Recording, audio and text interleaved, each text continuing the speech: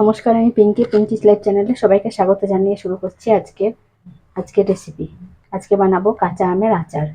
তার জন্য এখানে আমগুলোকে আমি এরকম কেটে রেখেছি আর খোসা শুদ্ধই কেটে রেখেছি।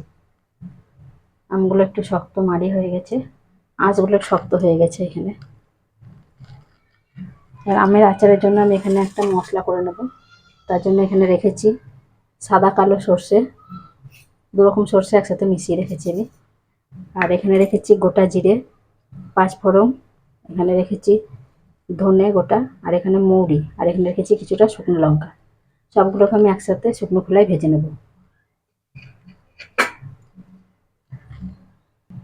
এখানে আমি একটা কড়াই বসিয়ে দিয়েছি, আর কড়াইয়ে প্রথমে আমি দিয়ে দেবো শুকনো লঙ্কাগুলো ভাজা হতে একটু দেরি লাগে, সেজন্য শুকনো লঙ্কাটা আগে দিয়ে দেবো।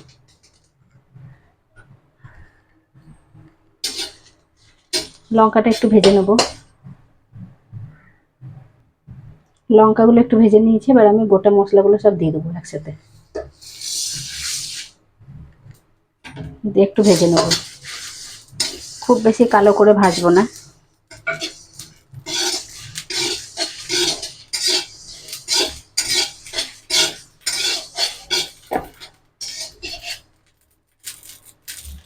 সব গোটা মশলাগুলো ভাজা হয়ে গেছে, এবার এগুলোকে আমি নামিয়ে নেব। দেখুন, আমি কিন্তু কালো করে ভাজিনি, মশলাগুলো সাদা সাদা আছে। আর এগুলোকে গরম অবস্থায় গুঁড়ো করব না, আমি এগুলোকে একটু ঠান্ডা করতে রেখে দেবো ঢেলে নিয়ে।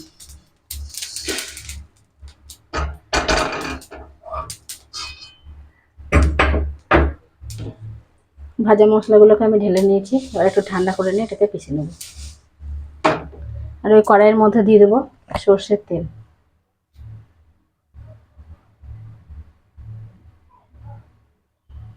তেলটা প্রায় 100 গ্রাম মতো দিলাম।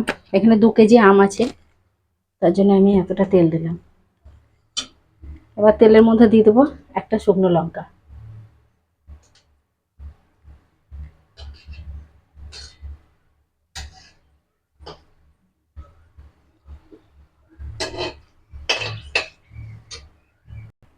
শুকনো লঙ্কাটা ভাজা হয়ে গেছে, এবার আমি আমগুলোকে দিয়ে দেবো। আর এখানে আমগুলোর মধ্যে একটু জল নেই, আমি কাটার পরে আগে ধুয়ে কেটেছি, আর কাটার পরে কিছুক্ষণ রোদে রেখে দিয়েছিলাম, যাতে আমের যে জলটা সেটা যেন বেরিয়ে যায়।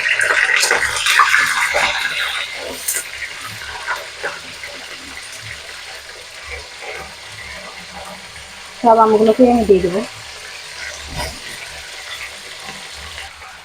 সব আমগুলো আমি কড়াইয়ের মধ্যে দিয়ে দিয়েছি। আর এবার আমি দিয়ে দেবো আমের মধ্যে হলুদ গুঁড়ো দিয়ে দেবো। যেহেতু আচার, একটু হলুদটা বেশি লাগবে, কালারটা ভালো হবে তাহলে। আর দিয়ে দেবো অল্প একটু লাল লঙ্কার গুঁড়ো।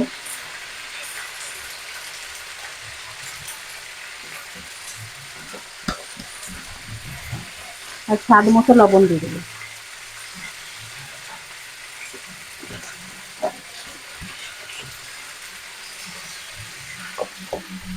দিয়ে আমি আবারও ভালো করে আমগুলোকে মিশিয়ে নেবো, আর আমটাকে একটু ভেজেও নেবো।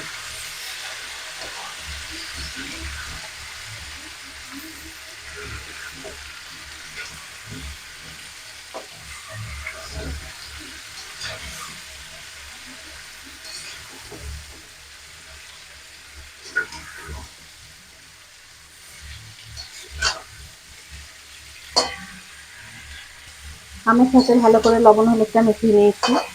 আর এখানে আমটা যতক্ষণ ভাজা হচ্ছে, আমি এই মশলাটা গুঁড়ো করে নেবো। ভাজা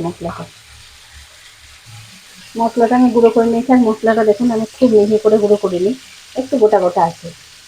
গোটা গোটা থাকলে মুখে পড়লে মশলাটা খুব ভালো লাগে। আর আমটাও অনেকটা ভাজা হয়ে গেছে, আর একটু ভেজে নেব। এটা যেহেতু গুড় আম, মিষ্টি মিষ্টি আচার হবে, একটু আমটা ভেজে দিলে ভালো হবে। অনেক দিন পর্যন্ত ভালো থাকবে, এটা 1 বছর পর্যন্ত ভালো থাকবে। আমি আগের বছর আচার এইভাবে করেছি, এখনো পর্যন্ত ভালো আছে। আপনারা একবার বাড়িতে এইভাবে বানিয়ে দেখবেন, আর আচারটা অনেক দিন পর্যন্ত খুব ভালো থাকে, একটু ভালো করে ভেজে নেবে।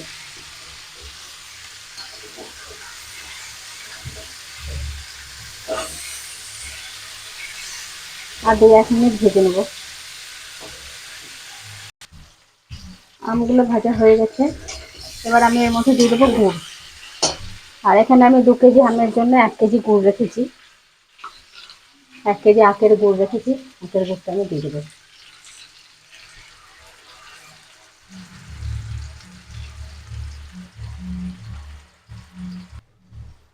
গুড় যেহেতু জমে আছে সেটা আমি একটা চামচে করে বার করে নেব।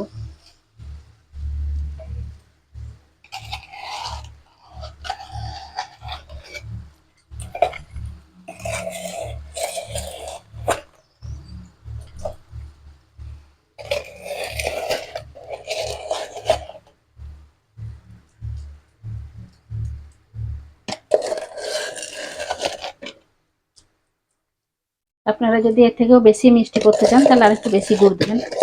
আমগুলো খুব একটা টক নাই, সেই জন্য আমি এখানে 1 কেজি আমে 2 কেজি আমে 1 কেজি গুড় দিলাম। আমগুলো বেশি টক থাকলে আমি একটু বেশি গুড় দিতাম।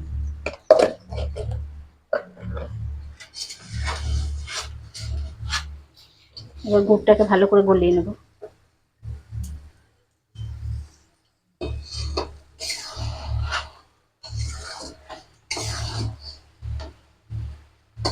আমের সাথে ভালো করে মিশিয়ে দিলে গুড়টা গলে যাবে আস্তে আস্তে।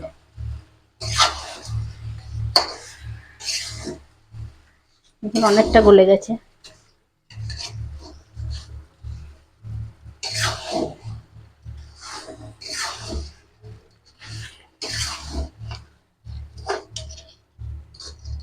গোটাগুলোকে একটু ভেঙে দেবো খুন্তিতে করে।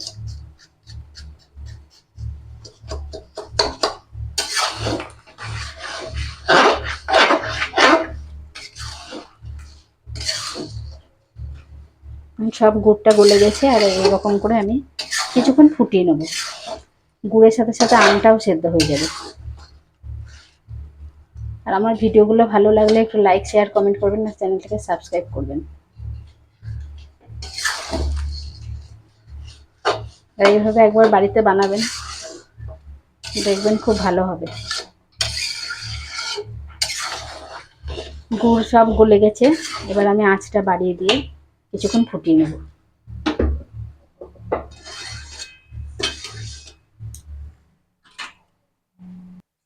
আমের আচারটা ফুটতে শুরু হয়ে গেছে, আর এরকম করে আমি 5 থেকে 7 মিনিট মতো ফুটিয়ে নেব। আমের ভিতরে এরকম কালার চলে আসবে, এই দিকটা যেমন কালার এসছে এরকম। আমগুলো সেদ্ধ হয়ে গেলে এরকম কালার চলে আসবে।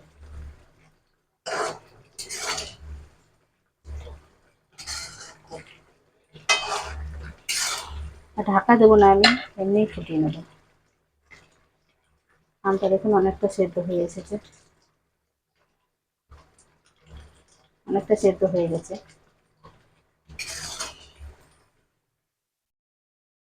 আরো কিছুক্ষণ ফোটানোর পর ফিরে আসছে। আমার আমের আচারটা হয়ে গেছে, আর দেখুন আমের ভিতরকার কালারগুলো কত সুন্দর এসেছে। কিছু কিছু সাদা আছে, ওগুলো পরে কালার হয়ে যাবে। যখন গুড়টা ভালোভাবে আমের মধ্যে ঢুকে যাবে তখন গুড়ের কালারটা চলে আসবে আমের মধ্যে। আর এবার আমি আঁচটা বন্ধ করে দেবো। আর এই যে ঝোলটা থাকছে, এই ঝোলটা আমি আচারটা রোদে দেবো প্রতিদিন। আর 7-8 দিন রোদে দিলে এই ঝোলটা চলে যাবে, আচারটা খুব সুন্দর হয়ে যাবে। এবার আমি যে ভাজা মশলাটা করেছিলাম, ওই ভাজা মশলাটা দিয়ে দেবো।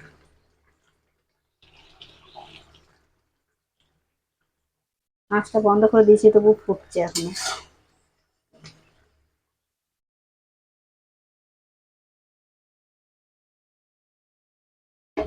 ভাজা মশলাটা ভালো করে মিশিয়ে নেব।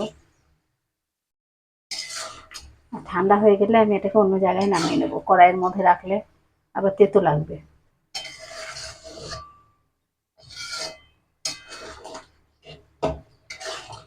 ভাজা মশলাটা মিশিয়ে দিলে কত সুন্দর কালার চলে আসছে, দেখতেও ভালো লাগছে, এভাবে খেতেও ভালো লাগবে।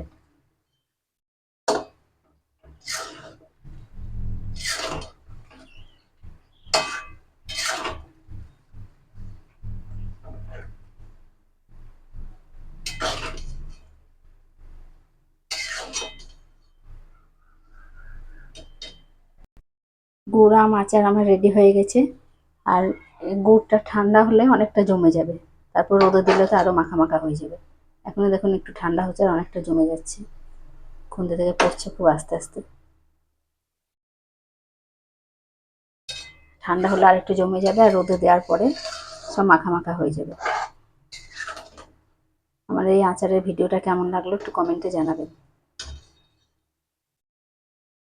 কত সুন্দর কালারটা হয়েছে। এভাবে বানালে খেতেও খুব সুন্দর হবে।